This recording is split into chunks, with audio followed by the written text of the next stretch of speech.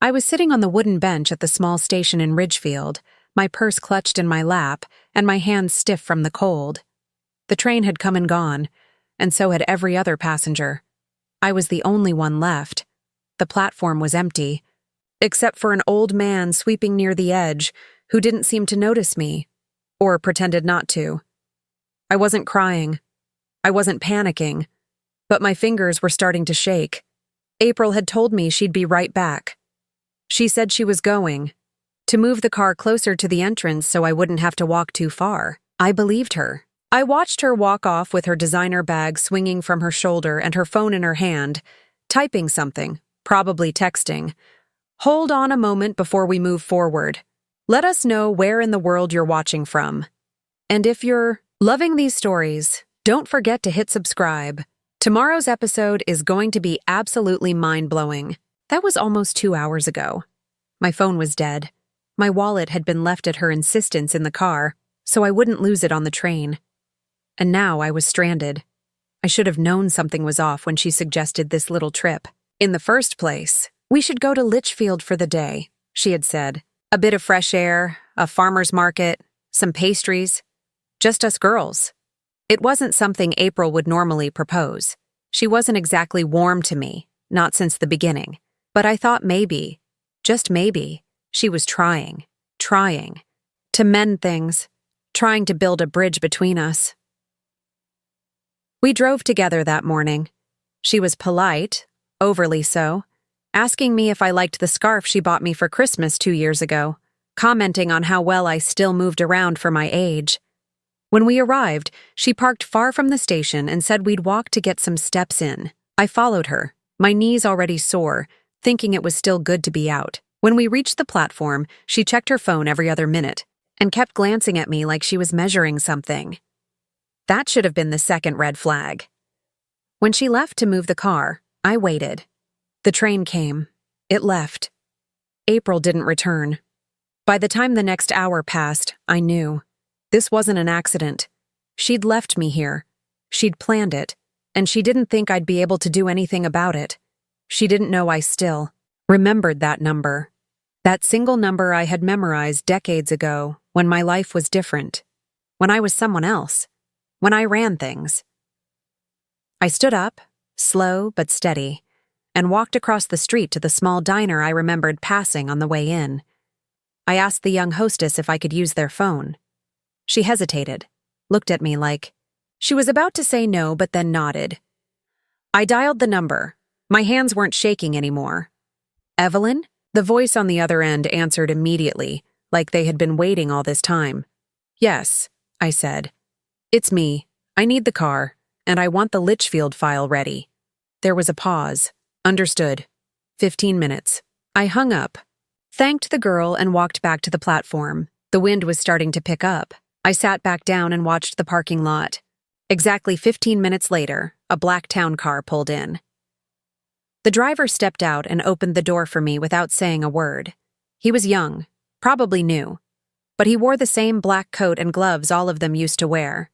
As I got in, I looked in the rearview mirror and caught a glimpse of myself.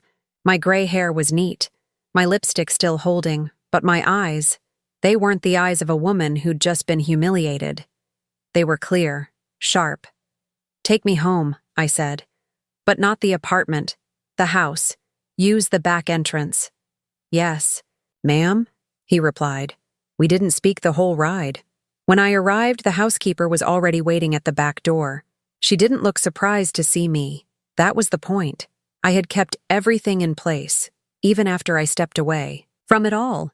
I had given up the company, the travel, the meetings, but I hadn't given up control. Not completely. April had no idea. She thought I lived off a fixed income. She thought the modest apartment, the second-hand car, and the coupons were real. She never once asked about my past. Not really. And my son, Brian, he had never cared to learn more than what was handed to him. When my husband died, I made a choice. I had spent most of my life working, building, sacrificing. After his funeral, I didn't feel angry. I felt done. 3 weeks passed. No more visits. No more paperwork. No more phone calls. I hired someone to help me sort and sell the old apartment. I didn't need it anymore. The next month, I moved into a smaller house, farther out, near the lake, quieter, simpler. Emily visited every weekend. She helped me unpack books, plant a small herb garden, and hang photos on the wall. One morning, while we were having breakfast, she asked, "Do you think things will ever go back to how they were?" I shook my head. "No," I said. "And that's not a bad thing." She smiled and reached for the jar of jam. "I like it better this way."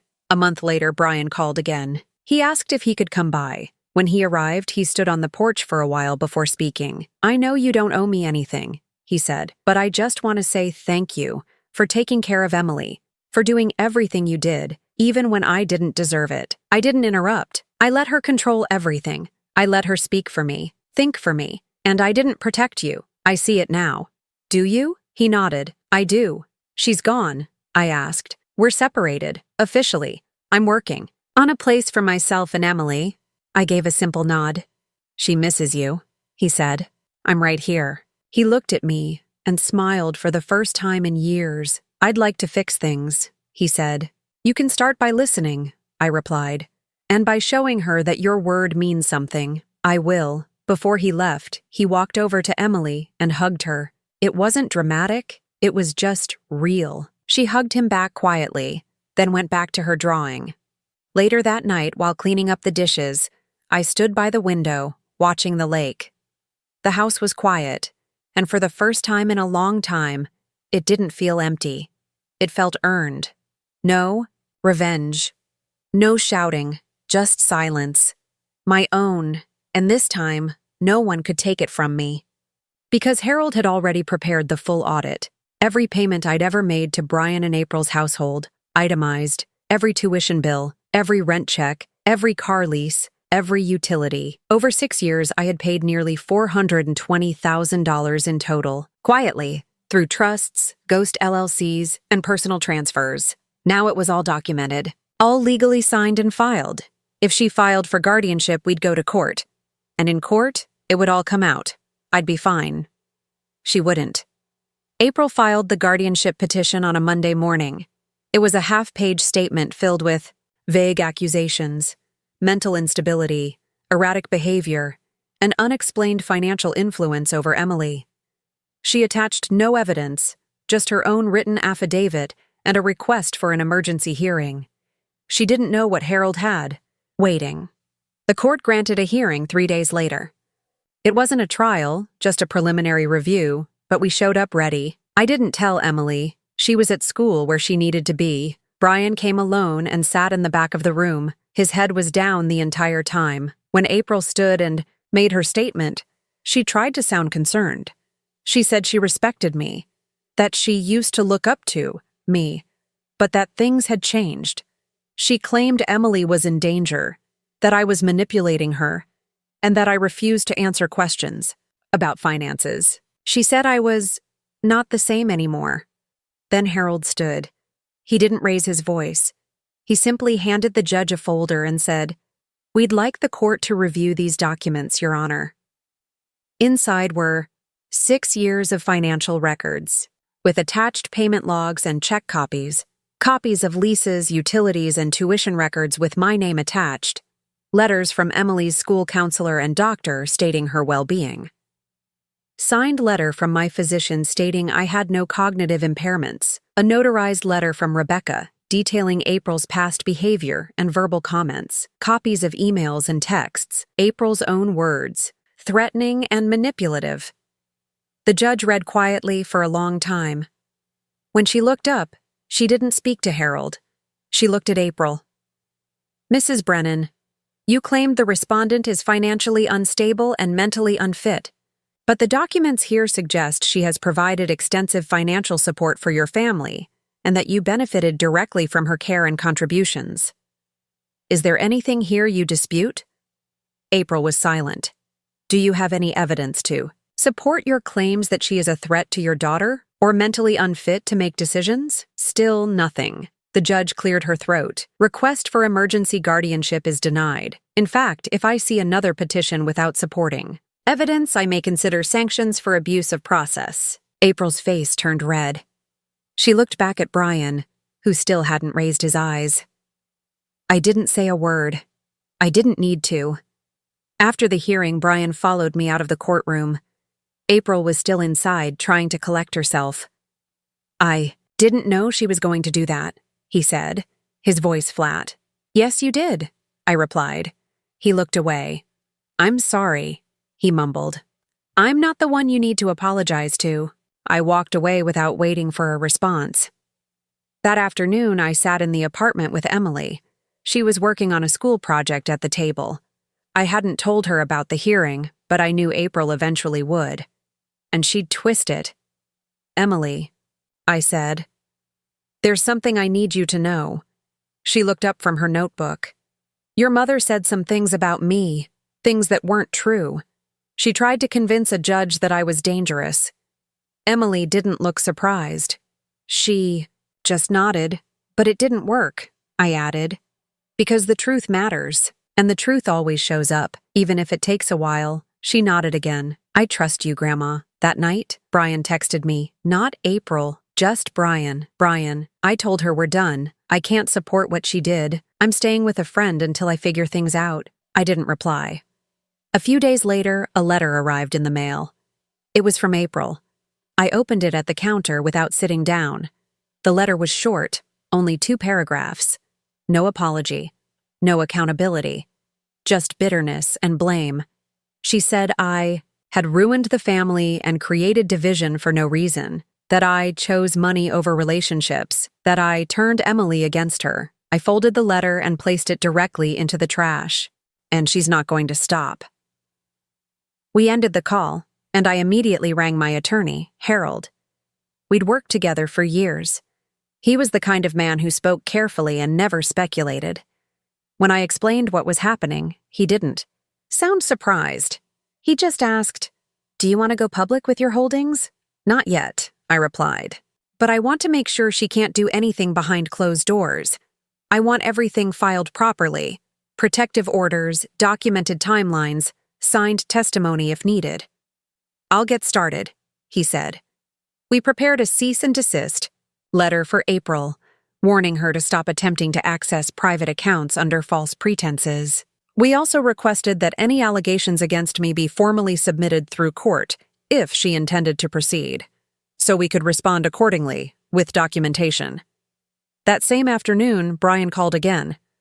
"Mom, she's going too far," he said quietly. "She's saying you're dangerous, that you've manipulated Emily." I didn't respond. "She's talking about hiring a lawyer to claim you're unfit. She's grasping," I replied. "She's angry because the money is gone. That's all. She wants Emily home. Emily doesn't want to go." There was a long pause. "I know," he said finally, "but she's putting pressure on me." "She's always put pressure on you. You just listened before." "I don't want to lose my daughter," he said. "Then protect her," I told him. "Stand up for her. For once." He didn't argue, but he didn't promise either. The following day, Harold filed a response letter to April's inquiries with notarized financial disclosures. Not the real accounts, but just enough to show the legal protections in place. He included a brief summary of the care I had provided to Emily over the years, along with statements from Rebecca and my personal physician attesting to my mental and physical fitness. We sent a copy to her lawyer's office. The message was clear. If she wanted a fight, she would get one. But it wouldn't end the way she thought. By Friday, the tension was spreading. Emily came home from school and walked straight into the kitchen with her arms crossed. Mom told the principal, "You might be a danger to me." I froze. She told him you weren't taking your medicine and that you'd left me alone at night. My voice stayed level. "What did the principal say?" "He asked if I felt safe." I said yes. "That you help me with homework, that you cook dinner, and that I sleep in the guest room right across from yours." I nodded slowly. Then he asked if I wanted to go home. She added, "What did you say?" I said, "This is my home." My heart ached hearing that, but I didn't show it. "I'm sorry you had to go through that," I said. She shrugged. "I'm not scared, but I don't want to go back there." "You won't. That weekend, things escalated again. I was at the grocery store when two officers approached me at the checkout. They were calm, but one of them pulled out a folded paper and asked to speak with me outside. It was a welfare check. Someone had called the police claiming that an elderly woman was living with a minor under questionable conditions. I invited them to my apartment. I answered every question. I showed them the refrigerator, the medication cabinet, the school records, and even let them speak to Emily in the other room, with her consent. They left 20 minutes later, politely apologizing. No signs of abuse, no cause for concern. When TUEC, they were gone. I sat at the table and called Harold again. "She's using every tool she can to make me snap," I said. "She's hoping you'll slip up. Lose your temper. Make a mistake," he replied. "I won't. I believe you." That evening, I received a call from someone I hadn't spoken to in over 2 years. Jillian, an old friend of April's. "Evelyn," she said hesitantly. "I know this is probably a bad time, but I heard what's going on." "From who?" "April. She's been telling people you've gone crazy, that you're hoarding money and turning Emily against them." I didn't say anything. I just wanted you to know, she added. "People are talking. Some of them are starting to see through it. Not everyone's buying her story." "Thank you," I said. "I appreciate it." She hesitated again. She also said she was going to file for guardianship. Said Brian was on board. I paused. "Brian won't," I replied. "Not unless he wants to lose everything." And I meant it. "You let her make jokes at my expense, chip away at my role in this family? You let her keep me quiet while she used my money. And when she left me at that train station, you still chose her side." He didn't deny it. "I was trying to keep peace." "No, you were trying to keep your comfort." There was a pause. "I miss Emily," he finally said. "She's here," I replied. "You can talk to her, but I'm not sending her back into that house unless I know she's respected. She's old enough to see what's happening. Don't make her feel like she's crazy for noticing." He agreed to call her in the morning. Over the next few days, Emily stayed with me. We didn't make a big deal about it. She helped me cook, did her homework at the table, and slept in the guest room like she'd done so many times before. I let her be a kid. I didn't ask her to take sides, but she noticed things. On Saturday, while we were folding laundry, she asked, "Do you think Mom will ever say sorry?" I shrugged. "I don't know. Some people never do. She told me you only did nice things so people would owe you." I stopped folding.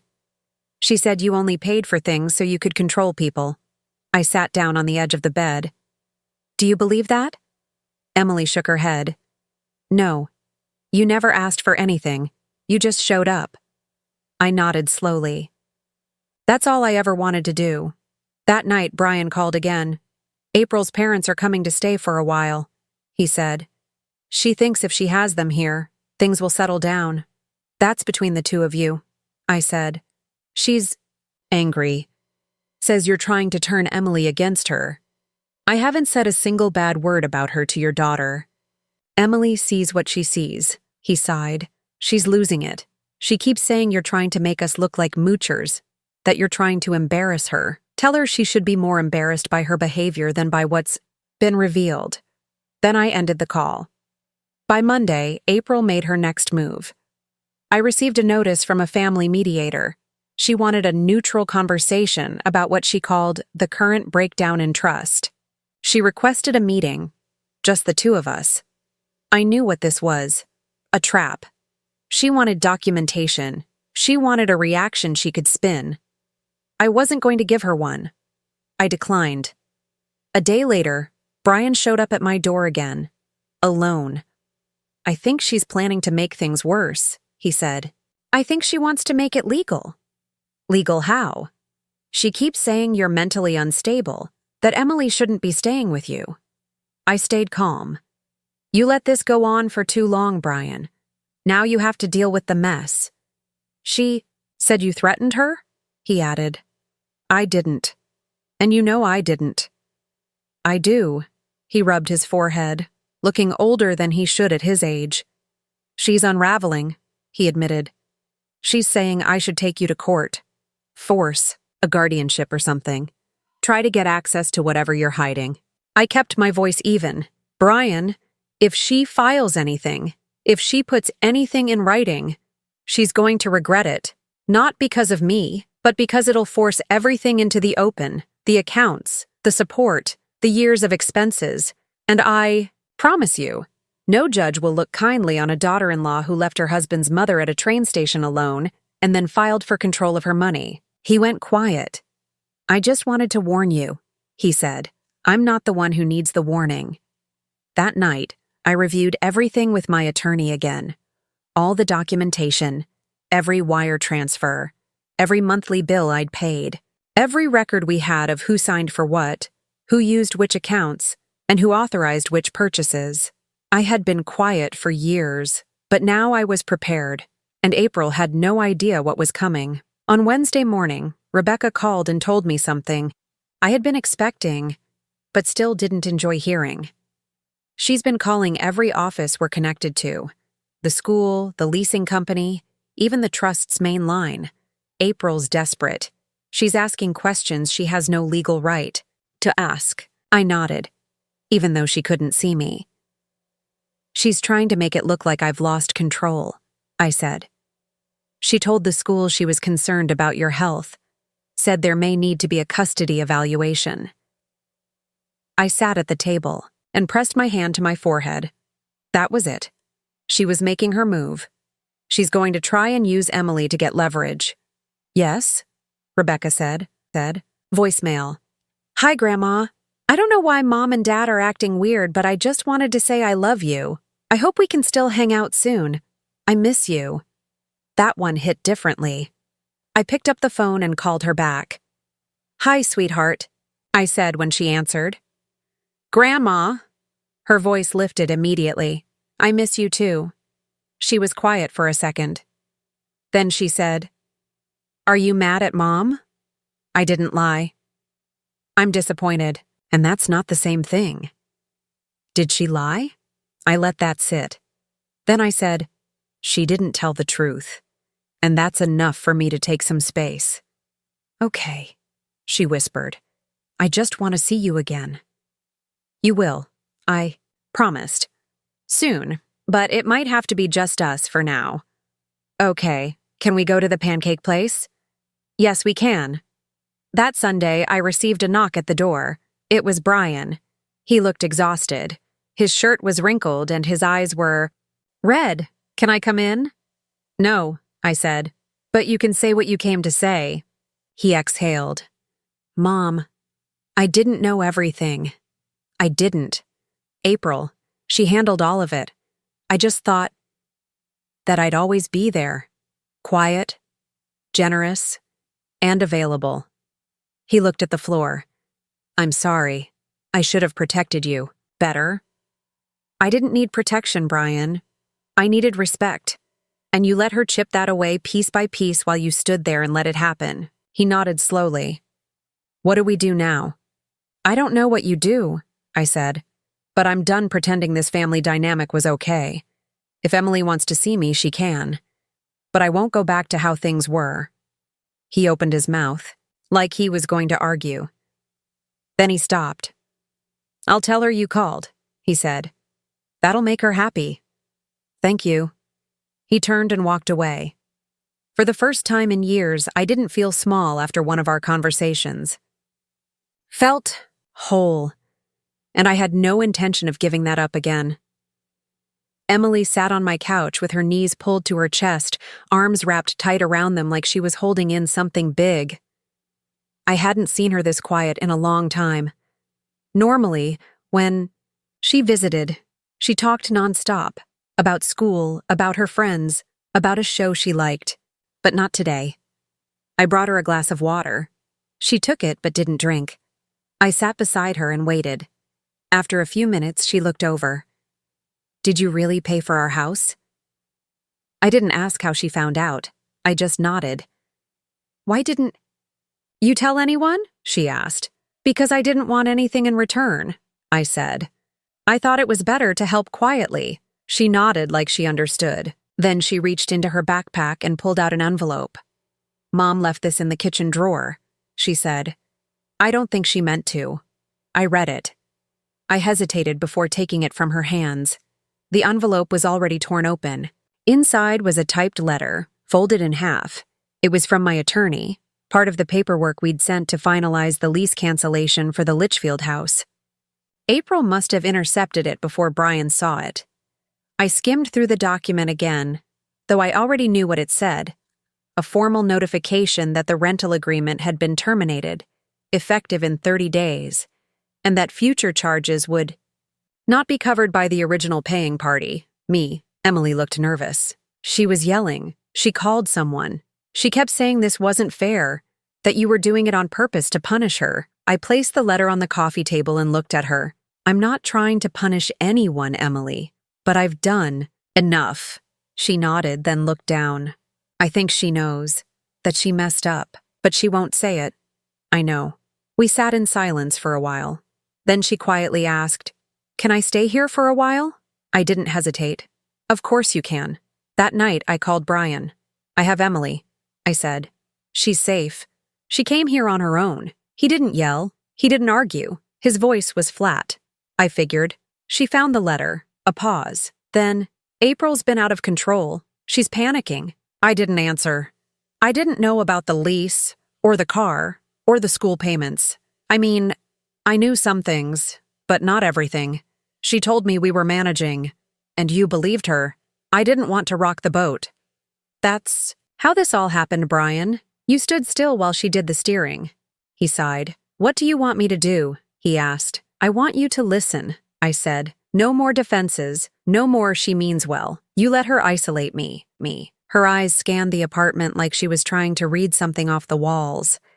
She stood there for a moment, unsure of how to begin. Then she forced a smile. "I just wanted to check on you." I nodded once. "I'm fine." She lingered. At the entryway, clearly expecting an invitation to sit. I didn't give her one. After a beat, she tried again. "Brian's been worried." I told him I was fine. "Right, yes, I know, it's just, things have been a little hectic. With the car situation and the rent mix-up." I let her speak. I wasn't going to offer anything. She cleared her throat. "I called the leasing office. They said the payment was declined and that we need to provide new account information." "That's between you and the leasing office."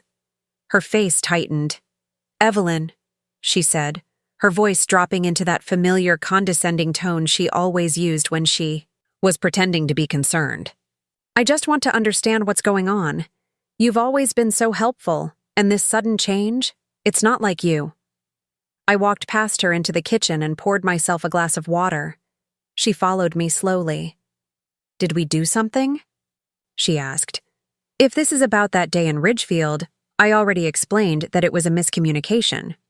"A miscommunication?" I repeated. "You drove off with my wallet and left me sitting at a train station. I thought you wanted some time alone. And you didn't answer your phone for 4 hours. I was running errands." I stared at her. She realized how foolish she sounded and quickly changed the subject. "Anyway, that's not the point. I just think if there's been some kind of misunderstanding, maybe we can resolve it. I mean, we're family." "You mean I was useful?" I said flatly. She blinked. "Excuse me? You used me, quietly, consistently, and you did it well. I'll give you credit for that. You never asked for too much all at once. Just enough to keep me involved. Just enough to make it seem like you were doing me a favor by including me." "Evelyn," she said sharply, "that's not fair. You convinced Brian I couldn't live alone. You told Emily I needed help remembering things. You made jokes at my expense in front of your friends.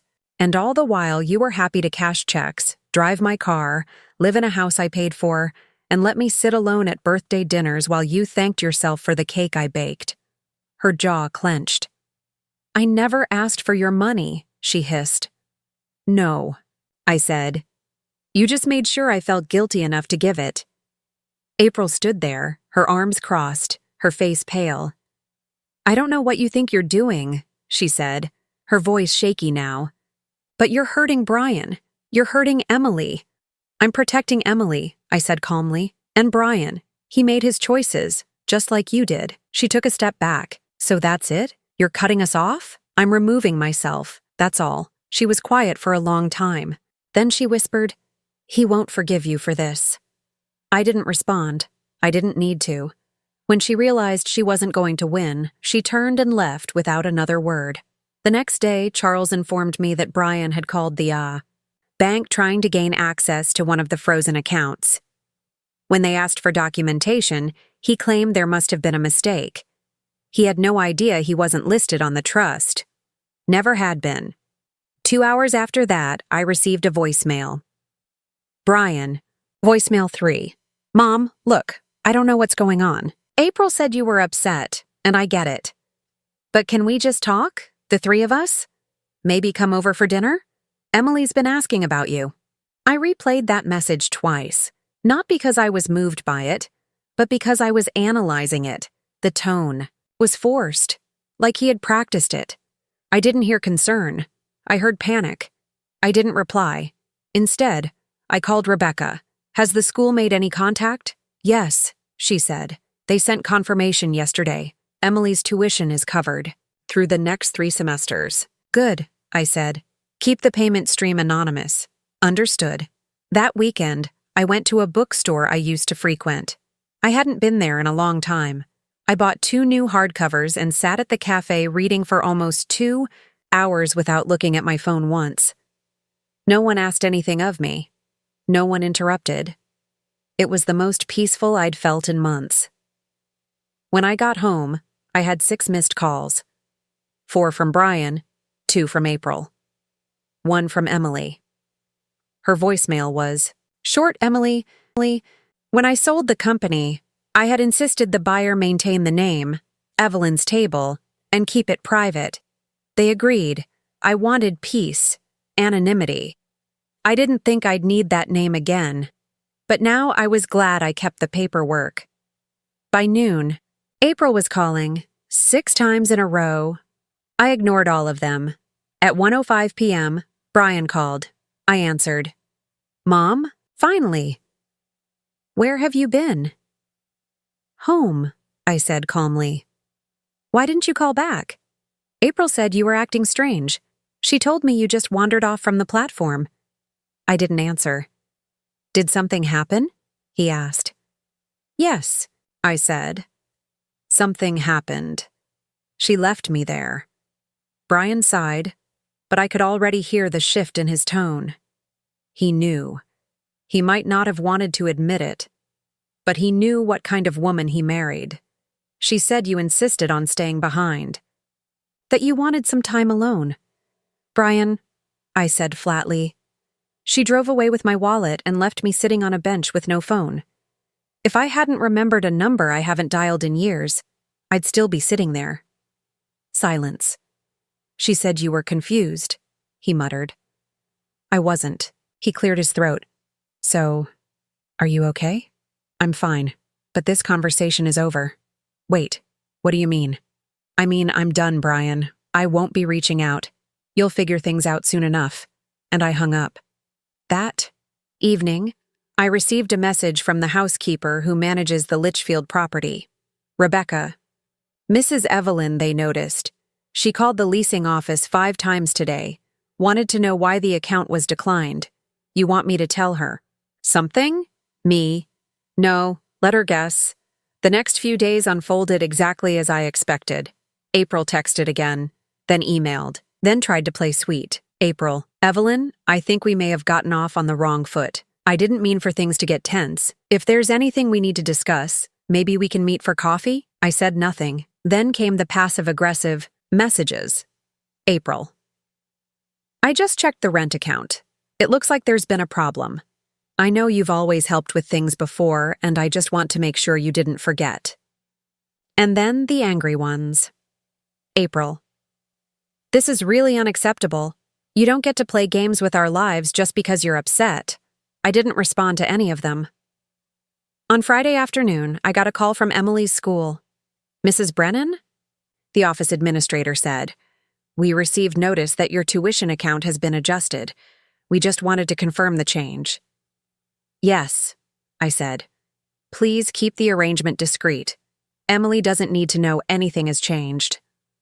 "Of course," she said. "Your generosity is noted." I closed the call and leaned back in my chair. That night, there were no more messages from Brian or April. But at 10:13 p.m., Emily sent a text. Emily, Grandma, are you okay? Dad and Mom are acting weird. Please text me. I miss you. I stared at the screen for a long time. Then I replied, Me. I'm okay, sweetheart. I miss you too. I'll always be here for you. But some things are going to change. Don't worry. None of this is your fault, she replied with a heart emoji and a photo of her holding the bracelet I gave her for her last birthday. That was the only message that mattered. The next morning, I met with my lawyer. We reviewed the foundation account, the trust in Emily's name, and the business shares I still held quietly in 2 other ventures. I updated my will, removed Brian completely, assigned Rebecca as primary estate executor. The day after that, Charles confirmed the BMW lease had been repossessed. They were still in shock.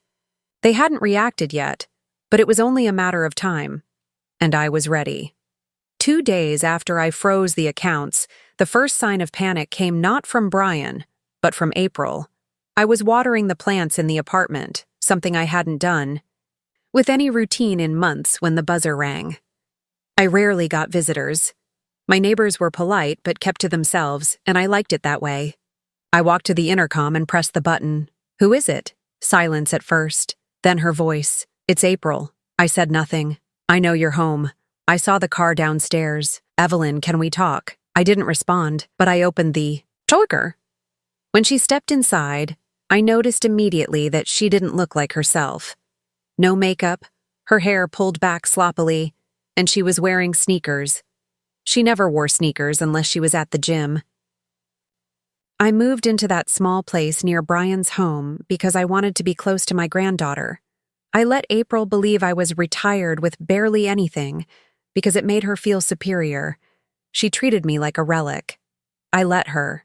Until now I changed clothes and sat in my study. The file was already on my desk. Litchfield Properties, LLC. I opened it. The deed for their rental home, the auto lease, the utilities, every monthly expense they never knew I covered. Every fake discount April believed she was getting through her connections.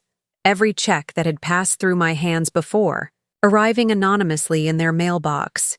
She thought she was clever. She thought she was the one taking advantage.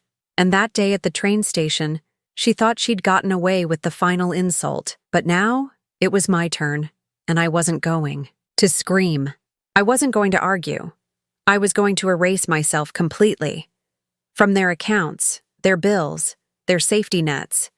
I was going to disappear. But not without watching what happened next. Because people like April never realize they've lost everything until it's already gone, and I was going to make sure she felt every second of it. I didn't sleep much that night. I stayed in the study with the Litchfield file open on the desk and a yellow notepad in front of me, making a list. Not of what I would do, but of what I wouldn't do anymore. For over 6 years, I had allowed Brian and April to think they were in control. I had watched them make decisions as if I weren't in the room, speak over me, talk about me like I was a piece of furniture. It started small. April commenting on the older folks' table at birthdays. Brian brushing me off with, "Mom, just let her handle it," anytime April spoke for both of them. I tolerated it because I thought that staying close to my granddaughter, Emily, mattered more than standing up for myself. I thought I was being patient. I thought eventually they'd come around, but yesterday at that train station, I saw clearly what I had refused to admit. They didn't respect me, not even a little. They saw me as an inconvenience, disposable. Well, now they'd see what it was like without me. That morning, I called Charles, the estate manager. "I want the Litchfield house lease terminated within the legal limit. Don't rush. Just do it right." "You got it," he said. "I also want the credit cards linked to the discretionary fund frozen, effective immediately, and have Rebecca pull the rental car agreement. That BMW's not going to drive itself." He paused for a second, then said, "You want me to notify them?" "No," I said. "Let them find out the way I did, unexpectedly." He didn't ask any questions after that. By 10 a.m., I had also closed the checking account that covered Emily's private school tuition. It hurt, yes, but I had already made arrangements to have the tuition sent directly to the school from a separate trust, with my name removed from any visible connection. Emily wouldn't suffer. April, however, would have to start asking real questions. I wasn't interested in revenge. I wasn't going to expose anyone. I simply wasn't going to carry them anymore. Around lunchtime, I drove back to my apartment. I hadn't been there since April left me stranded. It felt strange to walk back into that small, silent space after everything. My phone was still dead, the charger still sitting on the nightstand. I plugged it in, turned it on, and watched the flood of messages come in. 3 from Brian, 2 voicemails, 1 from Emily, nothing from April. I played the voicemails. Brian, voicemail. 1. Mom, hey. April said there was some kind of confusion at the train station. You didn't answer your phone. Just call me, okay? Brian, voicemail 2. Okay, I'm getting a little worried now. April said you probably took a cab back? She said she left you because you seemed confused. Can you please call me? I didn't respond. I let the phone rest on the table while I made tea. At 3:00 p.m., April sent the first text. April. Hi, Evelyn. Just checking in. Everything okay? I didn't respond. At 6:42 p.m., she tried again. April. Brian's worried. Did you make it home? Still nothing. The next morning, I went through the storage unit I kept downtown. Inside were 3 large file boxes, old business records, tax returns, and deeds. I pulled out one envelope, the original stock transfer, agreement for my catering business. I hadn't looked at it in years.